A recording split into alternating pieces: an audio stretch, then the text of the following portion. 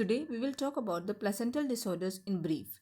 First, placenta accreta spectrum, formerly also called as morbidly adherent placenta. It is due to the abnormal invasion of the trophoblastic tissue into the uterine wall, and the risk factors include prior caesarean section or other uterine surgery, placenta previa, increased maternal age, and multiparity. And it is three types depending on the depth of trophoblastic invasion. First, that is placenta accreta. In this, it attaches to myometrium but without invading it, and it is the most common type. Second, that is placenta increta, partially invades into the myometrium.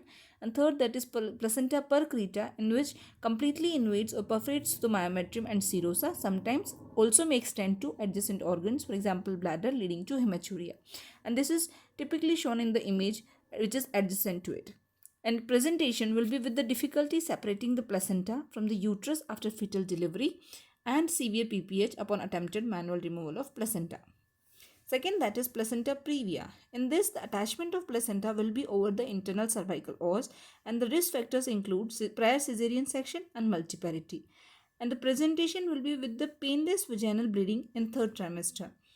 And new terminology which is nowadays used, that is low-lying placenta. In this, placenta will be located less than 2 cm from but not covering the internal cervical os. Third, that is vasa previa. In this, the fetal vessels run over or less than 2 cm from the internal cervical os, and the risk factors include filamentous insertion of the umbilical cord, which is shown in the image given below. That look at the image which is image number 3.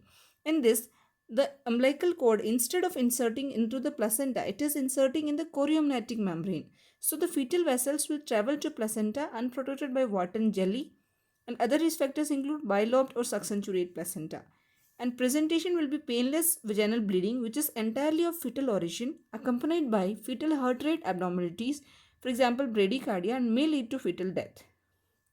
And at last, we'll talk about the placental abruption, also called as abruptio placentae, and it is due to the premature separation of the placenta from the uterus prior to fetal delivery.